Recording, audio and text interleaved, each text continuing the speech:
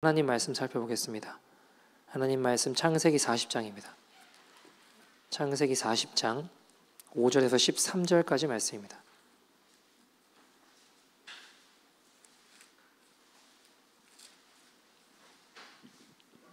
Genesis chapter 40 verse 5 to 13입니다. 구약 성경 61페이지, 62페이지 있습니다. 구약 성경 61페이지 창세기 40장 5절에서 13절까지 말씀 우리 다 찾으신 줄 알고 한 절씩 교독하도록 하겠습니다. 옥에 갇힌 애굽 왕의 술 맡은 자와 떡 굽는 자 두 사람이 하룻밤에 꿈을 꾸니 각기 그 내용이 다르더라. 아침에 요셉이 들어가 보니 그들에게 근심의 빛이 있는지라.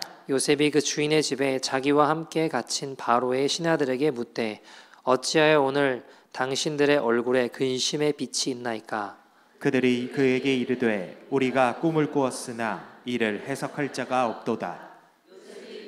이르되 해석은 하나님께 있지 아니하니까 청하건대 내게 이르소서. 술 맡은 관원장이 그의 꿈을 요셉에게 말하여 이르되 내가 꿈에 보니 내 앞에 포도나무가 있는데 그 나무에 세 가지가 있고 싹이 나서 꽃이 피고 포도송이가 익었고 내 손에 바로의 잔이 있기로 내가 포도를 따서 그 즙을 바로의 잔에 짜서 그 잔을 바로의 손에 들여노라.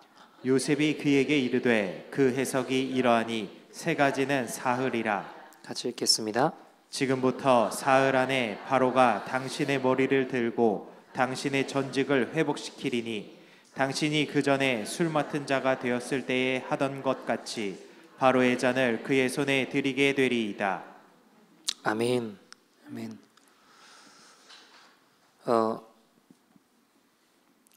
뉴욕에 맨하튼 32번가에 한국 치킨집이 있는데요. 그 치킨집이 뉴욕 경찰국으로부터 감사패를 받는 일이 있었습니다. 보니까 무슨 일인가 보니까 그 동네의 범죄율을 낮추는데 기여한 공로를 인정받았다고 합니다. 의아하죠? 이게 알고 보니까 맨하튼 32번가에 있는 한인타운 한국 치킨집인데 이 동네가 코로나 이후로 경기도 더 어려워지고 사람들이 먹고 살기가 더 어려워지다 보니까 경기 불황이 지속되면서 그렇게 가게들을 턴대요. 훔치고. 그러니까 치안이 좋을까요, 안 좋을까요? 굉장히 안 좋겠죠. 길거리 치안도 안 좋고 식당 등 매장을 대상으로 한 범죄가 엄청나게 늘어나고 있었습니다.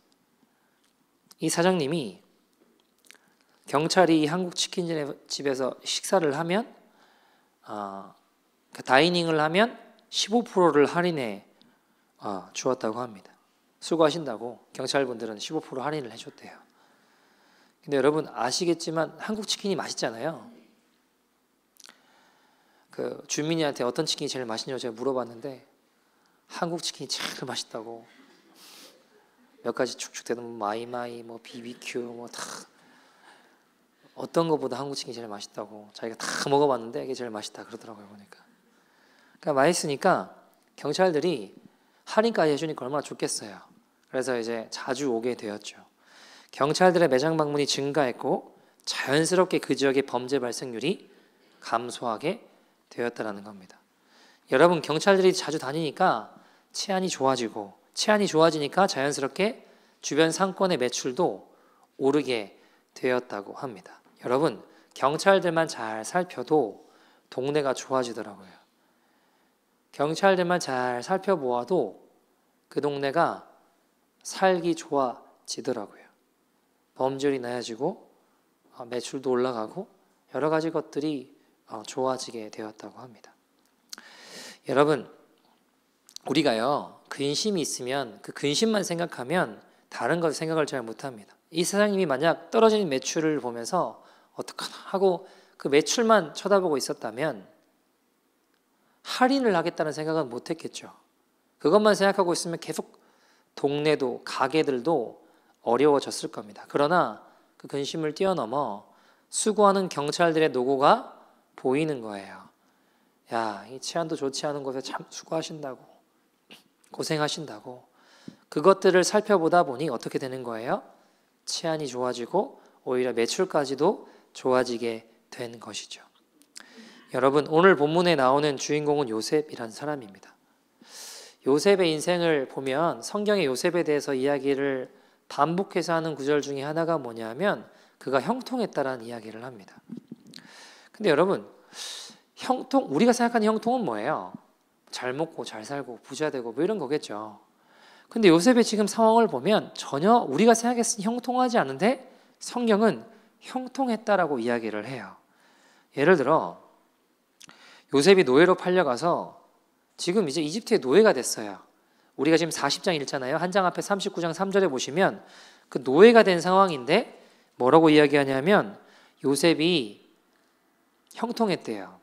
여호와께서 그의 범사에 형통하게 하심을 보았더라. 요셉이 형통했대요. 지금 무슨 상황이라고요? 노예라고요. 근데 요셉이 형통했대요. 39장 23절에 보면요. 오늘 앞장은 조금 앞에 보면 요셉이 심지어 억울한 누명을 쓰고 이번에는 노예 정도가 아니고요. 감옥에 들어갔어요. 감옥에 갔는데 성경은 뭐라고 해요? 하나님이 여호와께서 그를 범사에 형통하게 하셨더라 라고 이야기합니다. 여러분, 형통한데 왜 감옥에 갇혀요? 그러면 형통하고 싶으신 분 계세요? 감옥 가신다 그러면? 그런 사람 없잖아요. 그죠? 성경은 뭘 보고 지금 요셉한테 형통하다고 하는 걸까요?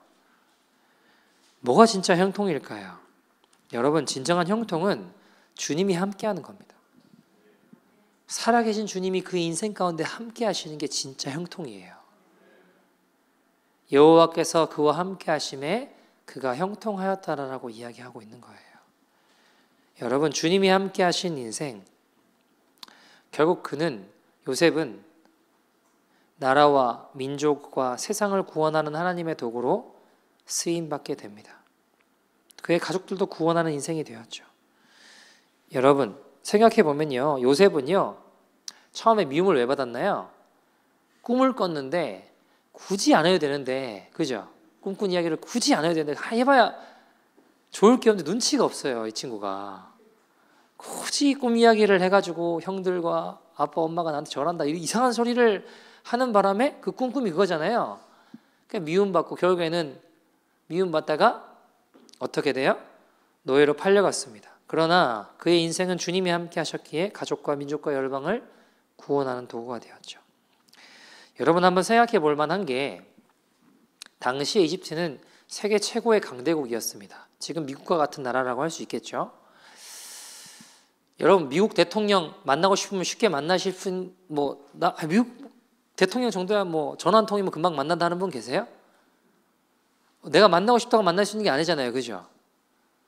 근데 요셉도 당시 최고의 나라라고 손꼽히던 이집트란 나라의 왕 파라오 앞에 서게 됩니다. 그냥 서는 정도가 아니라 그것의 국무총리가 되게 됩니다. 그래서 여러 가지 일들을 담당하게 되죠. 근데 여러분, 한번 생각해 봅시다. 이집트 사람도 아니에요. 요셉은 이방의 노예가 왕 앞에 선다는 것 자체도 사실 굉장히 드문 일, 일어날 수 없는 불가능한 일입니다. 여러분, 당시 이집트에도 똑똑한 사람들이 있었을까요? 없었을까요? 많이 있었겠죠. 그 사람들도 원한다고 해서 파라오 앞에 왕 앞에 쓸 수 있는 게 아니라고요. 여러분, 요셉 집안은요 목축하는 양치는 집이었습니다. 이집트 사람들이 가장 천하게 여기던 직업이 그 당시에 목축이었어요. 가장 싫어하는 겁니다. 천하게 보는 일입니다. 근데 그 일을 하고 있었던 외국인이, 그것도 노예로 팔려온 사람이, 저이방의 시골 촌놈이 어떻게 당시 세상을 지배하다시피 한 왕 앞에, 파라오 앞에, 이집트 왕 앞에 설 수 있냐고요. 여러분, 잘 되고 못 되고를 떠나서 하나님이 그와 함께 하시기에 그를 통해 세상을 구원하는 도구로 하나님이 인도하세요.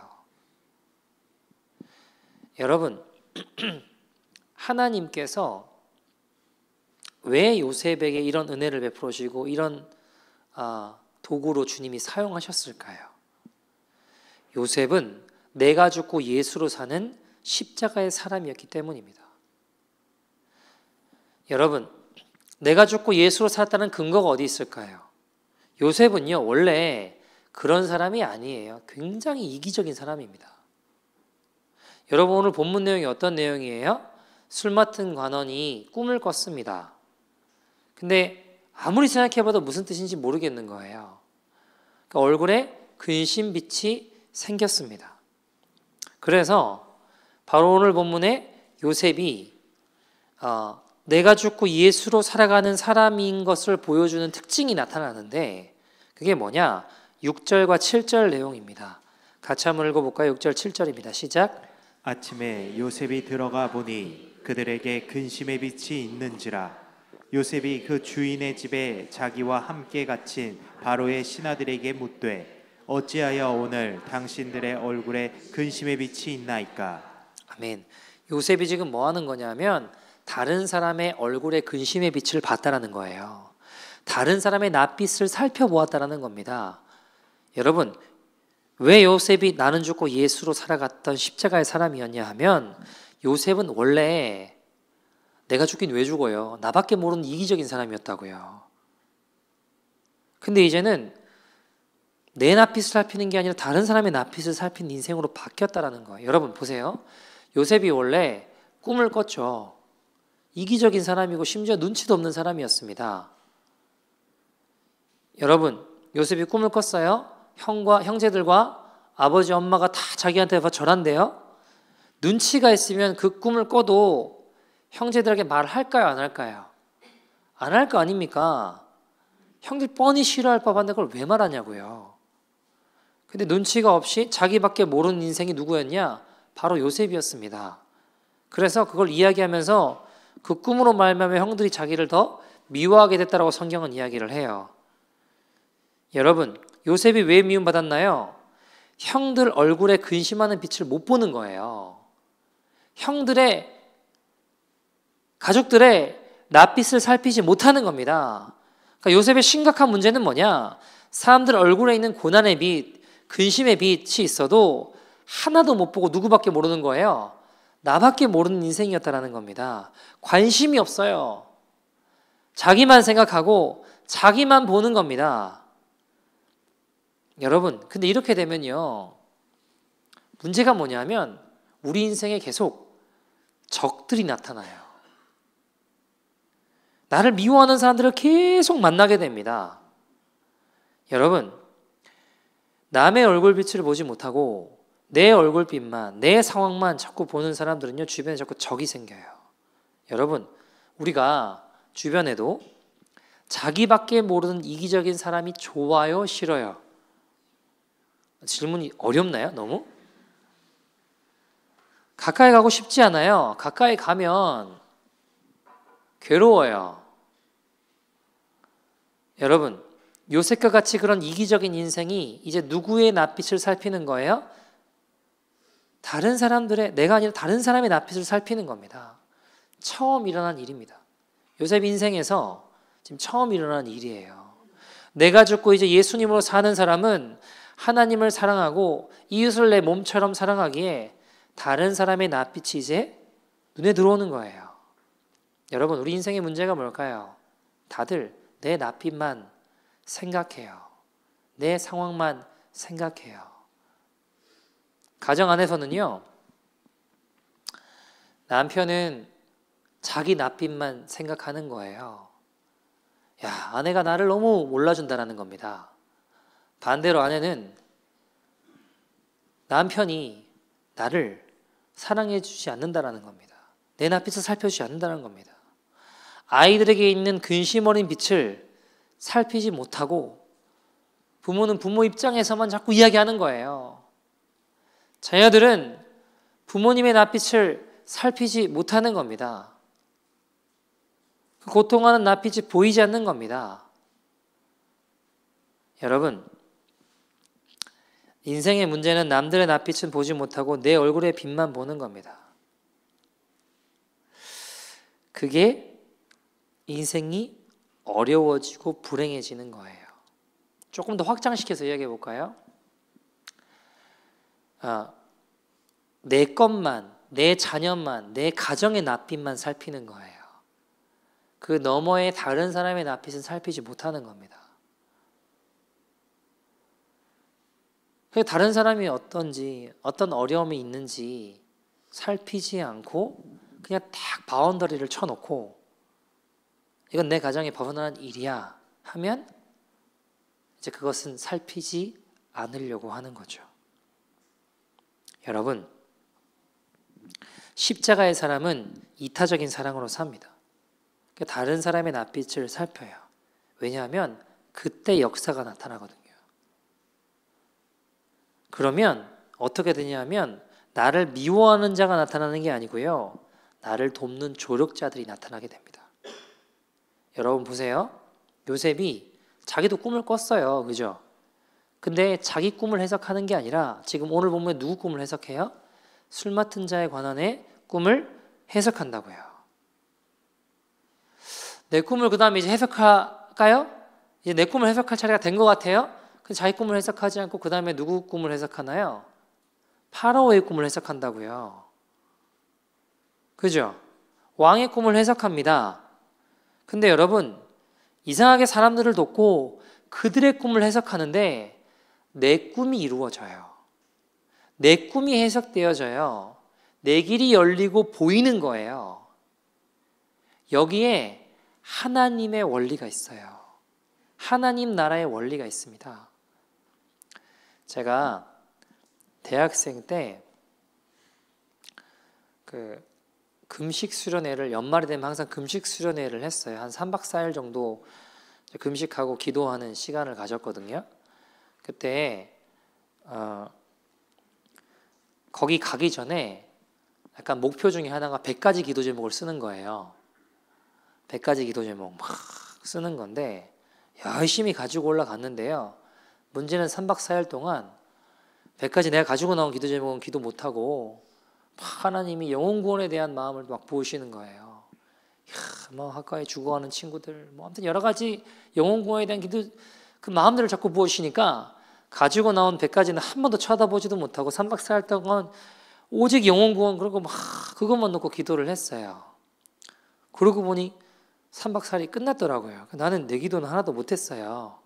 야 이거 어떡하나 큰일 났다 했는데 그때 이제 중요한 기도 중에 하나가 다음 학기 기숙사 들어가는 거였거든요. 저는 이제 지방에서 올라와가지고 대구에서 이제 올라왔기 때문에 기숙사 못 들어가면 갈 데가 없어요. 그래서 어떻게 해야 되나 막 그랬는데 감사한 건 뭐냐면요. 제가 기숙사 또 기도 제목 중에 하나였거든요. 근데 영혼 구원만 열심히 놓고 기도를 했는데 지나서 보니까요. 제가 기숙사에 들어가 있더라고요. 여러분, 주님이 다른 사람의 영혼 구원의 근심의 빛을 보고 그 영혼 구원을 위해서 기도했는데 기도하지 못한 기숙사까지 인도하신 하나님을 보았습니다. 한국에 박보영 목사님 사택에 라오스라고 하는 라오스가 중국말로 선생님이란 말인데 본명은 몰라요. 다 그렇게 불러서. 중국에서 오셨는데 이분이 거기서 아이들을 돌봤어요. 근데 여러분 중국에 가족들이 있잖아요. 가족들이 걱정이 될까요? 안 될까요? 걱정이 될 거 아닙니까? 하루는 예순결 목사님이 한 분이 박보영 목사님 사택을 찾아왔어요. 하나님 가라고 해서 왔대요. 근데 들어오자마자 와 그러면서 막 기대된다 그러면서 막 이제 목사님을 만나서 그분은 이제 북한에서 자기가 보는 눈앞에서 두 아들을 순교시키고 기뻐한 분이에요. 내가 보는 눈앞에서 예수 믿는다는 이유로 두 아들이 죽었어요. 근데 그걸 기뻐하셨다고요. 우리가 드디어 기다리던 그곳에 간다고. 나도 데려가 달라고 했는데 주님이 넌 아직 아니다 그러시더래요. 그래가지고 이분이 한국에 오셨고 어떤 큰 교회에 갔는데 이런 이야기는 안 할게요. 어쨌든 저기 아무튼 좋지 않았어요. 어쨌든 근데 어쨌든 되게 실망하시고 자유롭게 찬송할 수 있는 곳에 가고 싶어서 한국에 와서 기뻐하셨는데 예배 드리는데 하나님이 영안을 겨뤄주시는데 흰 옷 입은 사람이 없더래요. 다 회색 옷 입고 있고 굉장히 우리나라에 손꼽히는 큰 교회였어요. 몇 사람 안 입고 있더래요. 흰 옷 입은 사람들이.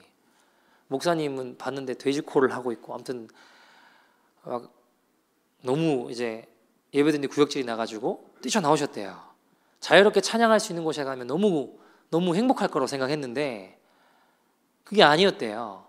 그리고 실망하고 되게 힘들어하셨는데 하나님이 이제 박보영 쌤 찾아가 보라고 해서 사택에 들어왔는데 들어오시자마자 막 너무 기대하시고 너무 막 신나하시고 너무 좋아하시는 거예요. 그리고 박보영 목사님하고 두 분이서 이렇게 앉아서 대화를 나누시는데 그 옆에서 듣는데 무슨 말인지 잘 알아들을 수 없는 대화들을 몇 마디 안 하는데 그냥 상대방이 알아듣는 대화 있잖아요. 뭐 예를 들면 뭐 그 목사님은 그러면 저쪽에서 사단의 능력입니다. 뭐 이런 대화예요. 그러니까 우리는 옆에서 이게 무슨 말이지 하는데 사단의 능력으로 이렇게 하고 있습니다. 뭐 이런 대화예요. 그러니까 역시 그렇죠 하면서 이제 뭐 대화를 나누는데 그리고 이제 막 이제 기대가 된다고 하시면서 이제 가실 때가 돼서 나가시는데 나가시려고 하다가 여기 좀 덩치 큰 어떤 그 당시 전도사님이 계셨고 그 뒤에 라오스가 있었는데 나가시려고 하다가 이렇게 보면 안 보여요. 덩치 큰 그분 때문에 뒤에 라오스가 안 보이는 상황이죠. 나가시려다가 거기 뒤에 일로 와보라고 그러시더래요. 그 전도사님이 자기인 줄 알았겠죠. 기쁜 마음이었는데 말고 그 뒤에 이렇게 하셔서 라오스 보고 자기 보고 이야기하시는 거냐고 그 일로 와보라고 하셨더니 앞으로 나오니까 꼭 끌어안아주면서 이렇게 이야기하셨어요. 중국에 있는 가족들 걱정하지 말라고. 여기서 아이들을 잘 섬기면 하나님이 중국에 있는 가족들 책임져 주신다고 하셨다고. 그러니까 그런 말을 한 번도 하지 않았어요. 속으로만 계속 고민하고 걱정하고 있었죠. 그러니까 라오스가 그 말을 듣자마자 막 거의 통곡하고 울기 시작하는 거예요. 왜냐하면 마음에 항상 어떤 마음이 있었을까요? 내가 여기서 아이들을 돌본다, 섬긴다, 하나님 기뻐하신다 한다 하지만 정작 내 가족들은 지금 중국에서 어렵지 않을까? 여러 가지 걱정들이 있었단 말이에요. 근데 자기가 그런 걸 하지도 않았는데 갑자기 가시려다가 일로 나와보라고 하더니 끌어안고 하신 이야기가 중국에 있는 가족들 걱정하지 말라고. 여기서 잘 섬기면 하나님이 그 가족들 책임을 줄 거라고. 그러니까 박보영 목사님은 씩 웃으시면서 내가 목사님 이야기를 하셨거든요. 그 이야기를. 미리 다 하셨거든요. 그러니까 이제 라오스가 거기서 거의 우는 거예요. 여러분 이상하죠? 그 아이들의 낯빛을 살펴봤는데 정작 내가 기도하고 정작 내가 근심하고 내가 걱정하고 있는 것까지 하나님은 한 발 앞서 일하고 계신 거예요. 사랑하는 여러분,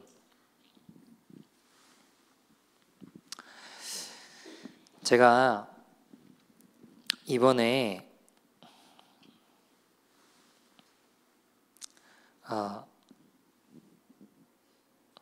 한국에 잠깐 장례 때문에 갔다 왔었어요. 뭐 몇 분 아시는 분들은 아시겠지만 월요일 날 저녁에 소식 듣고 화요일 날 오후 늦은 비행기를 타고 목요일 오전에 새벽에 도착을 해서 격려해가지고 이제 도착을 해서 장례식장으로 바로 가서 이제 거기서 장례 화환이나 예식장 뭐 이런 거 차리지 말라 하셨거든요. 그분이 아무것도 차리지 말고 뭐 돈 받고 이런 것도 하지 말고 조용히 진행해 달라고 하셔서 거기로 바로 가서 예배드리고 그 다음에 용인으로 넘어가서 이제 화장을 하고 다 끝나고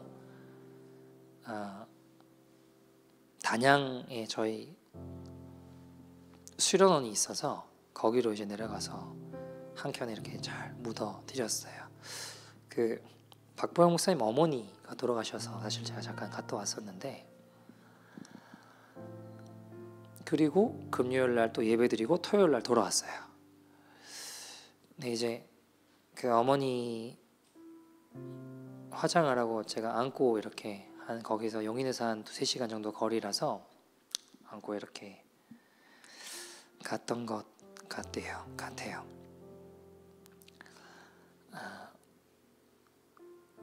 내 이야기를 왜 드리냐 하면 금요일에 이제 마지막 장례식 예배가 있었는데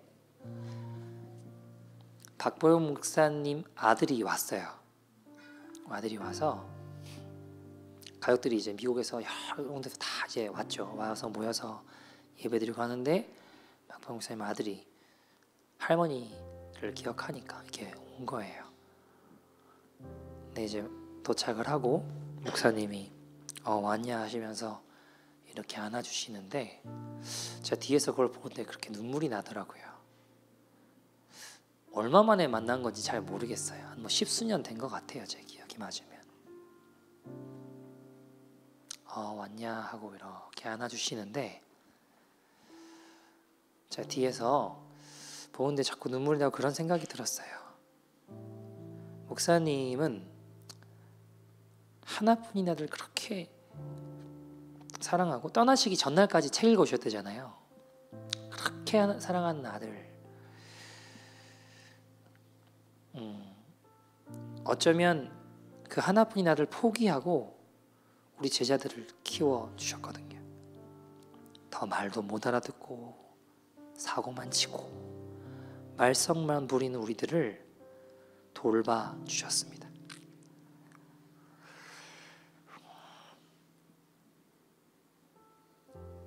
그렇게 사랑하는 아들, 그렇게 보고 싶은 아들을 포기하고 참 말썽도 많이 부리고 말도 안 되는 우리들을 섬겨주셨어요. 제가 목사님의 아들을 이렇게 안아주시는데 그 모습을 보는데 그 아드님한테 미안하기도 하고 이상하게 고맙기도 하고 또 한편에 목사님은 얼마나 이 순간을 기다리셨을까 하는 생각이 들었습니다. 그리고 마음으로 그런 생각, 기도를 했어요. 하나님, 목사님은 정작 본인 원하는 자신의 아들의 낯빛을 잘 살피지 못하고 철없이 맨날 사고치고 말을 듣는 제자들 우리들 낯빛만 살피며 사셨습니다. 하나님, 이제 목사님의 낯빛도 좀 살펴주시는 건가요? 꼭 그렇게 되게 해주세요. 꼭 그랬으면 좋겠어요. 하나님 말씀하신 그때가 이때인 건가요? 그러면 너무 좋겠어요. 저는 잘 알지 못하지만 저분은 당신의 인생을 포기하고 당신의 낯빛을 다 포기하고 우리들을 아들 삼고 우리들을 지아들을 사고치면 수습해 주시고 문제 일으키면 와서 돌봐주시고 그러시면서 평생을 이렇게 후반전의 인생을 사셨는데 하나님 이제 목사님의 낯빛도 좀 살펴주시면 좋겠어요. 저분은 어쩌면 남이고 다른 사람이 우리들의 낯빛만 살피며 사셨어요. 하나님 이때가 이제 그때인가요? 그럼 너무 좋겠어요. 그렇게 기도했던 것 같습니다. 사랑하는 여러분, 빌립보서 1장 21절에는요. 이는 내게 사는 것이 그리스도니 죽는 것도 유익함이다 라고 하셨습니다. 갈라디아서 2장 20절에는 내가 그리스도와 함께 십자가에 못 박혔나니 그런즉 이제 내가 사는 것이 아니요 오직 내 안에 그리스도께서 사시는 것이라. 내가 이 땅 가운데 육체 가운데 사는 건 나를 위하여 자기 자신을 버리신 하나님의 아들 예수 그리스도를 믿는 믿음 안에 산다. 여러분, 이거는요. 그럼 나는 이제 불행한 거 아닌가? 그렇지 않아요. 이 말씀은요. 우리가 주를 위해 살면 주님은 우리를 위해 사신다는 거예요. 내가 나를 위해 살지 않고 다른 사람의 낯빛을 살피며 살면 주님이 우리의 낯빛을 살펴주십니다. 사랑하는 여러분, 우리가 크리스마스가 다가오죠.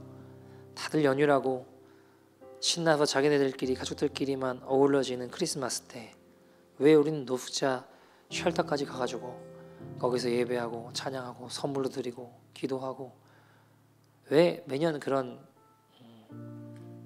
왜 하나요? 여러분 한번 생각해 보세요. 크리스마스는요 연인들끼리 데이트한 날이 아니에요. 가족들끼리 놀고 마시라고 있는 날이 아니에요. 누가 오신 날을 기념하는 거예요? 우리 예수님. 근데 예수님 어디에 오셨어요? 가장 낮고 천한 말구 위에 오셨습니다. 우리가 가장 낮고 천한 말구유 같은 곳에서 예수님 만나야죠. 교회들이 다들 크리스마스를 자기들만의 잔치로만 끝나는 것 같아서 속상해요. 예배드린다는 건 나쁘다는 거 아닙니다. 성탄 축하의 밤 행사한다는 거 그건 나쁘다는 거 아닙니다. 그러나 조심스럽게 그런 생각을 해봐요.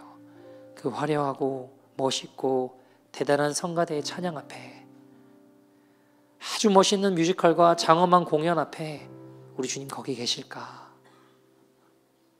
다들 신나서 내가 이런 거 한다고 크리스마스에 다들 주인 행세하려고 할 때 가장 낮고 천한 말구유 같은 그곳의 낯빛을 살펴볼 수 있는 사람들이었으면 좋겠습니다.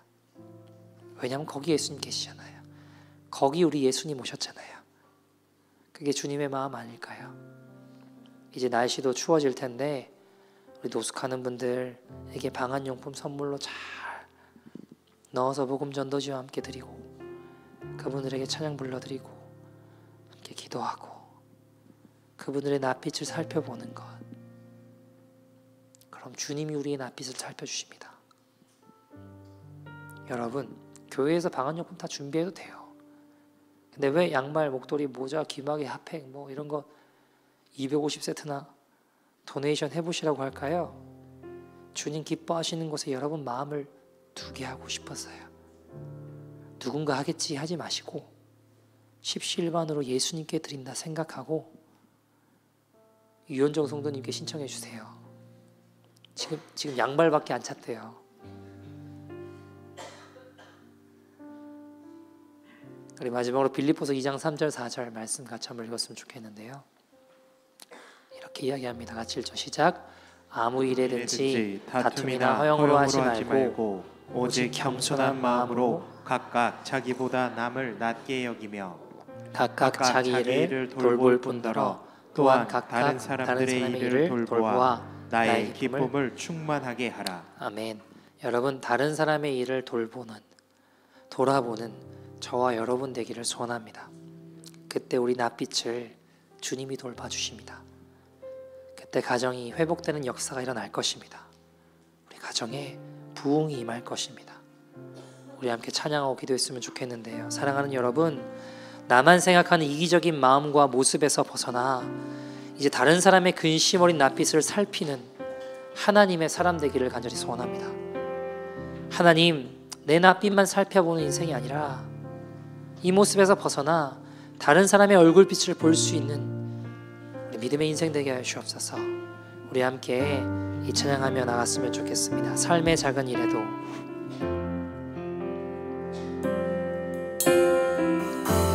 삶의 작은 일에도 그 마음을 알기 원하네. 그 좁은 길로 가길 원해. 나의 작음을 알고 그분의 크심을 알며 소망 그 깊은 길로 가길 원하네. 저 높이 솟은 산이 되기보다 여기 오름직한 동산이 되길. 내 가는 길만 비추기보다는 누군가의 길을 비춰준다면 아멘. 내가 노래하듯이 또 내가 얘기하듯이 삶이 난 그렇게 죽기 원하네. 삶의 한 절이라도 그분을 닮기 원하네. 사랑 그 높은 길로 가길 원하네. 한번 찬양합시다. 삶의 작은 일에도, 삶의 작은 일에도 그 마음을 알기 원하네.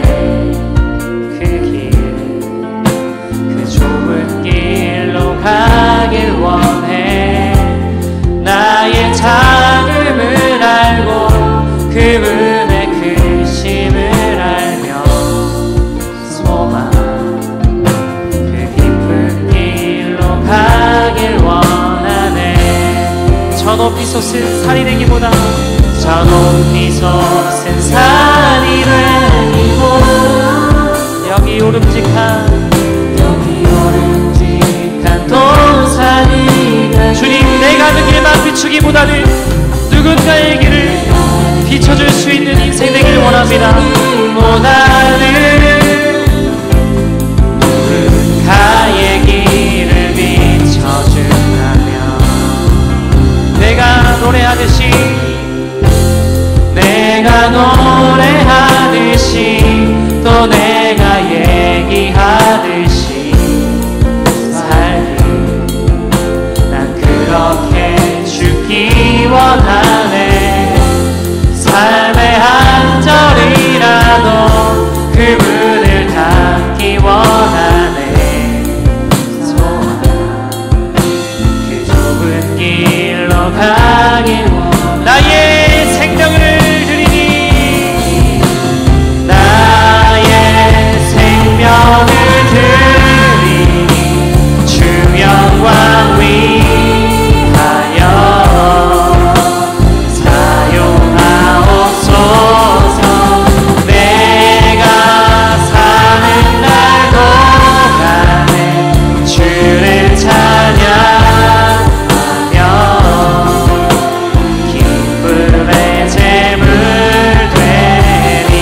나를 받아주소.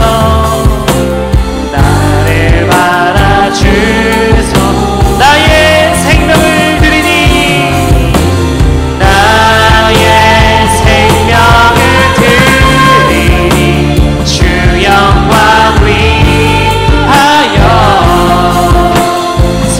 사용하옵소. 내가 사는 날 동안에, 내가 사는 날 동안에 주를 찬양하며 기쁨의 제물 돼 나를 받아소서. 나를 받아주소서. 오시 함께 기도했으면 좋겠습니다. 사랑하는 여러분, 이 시간 우리 성령의 능력을 구하며 나가기를 소원합니다. 하나님, 나는 지혜가 없어서요, 낯빛을 잘 살피지 못합니다. 나는 우둔하여서 다른 사람의 낯빛을 잘 살피지 못합니다. 성령님, 내게 기름 부으셔서 하나님의 시선으로 보게 하여 주시옵소서. 성령의 기름 부음이 임함으로 내 안에 모든 묶인 결박들을 끊어지게 하여 주시옵소서. 다른 눈이 열리게 하여 주시옵소서. 하나님의 역사가 일어나는 기름 부음이 임할지어다. 임할지어다. 임할지어다. 하나님, 모든 어둠의 원석들, 중독들 끊어지는 기름 부음이 임할지어다. 모든 것을 바할 수 있는 기름 부음이 임할지어다. 주 여호와의 신을 내게 부어주시옵소서. 주 여호와의 신을 내게 부어주시옵소서. 이기적인 나의 모습에서 벗어나 이제 다른 사람의 낯빛을 살피며 나아가는, 돌파하는 성령의 기름 부음을 부어달라고 우리 다같이 주의 이름 부르고 동서로 기도합니다.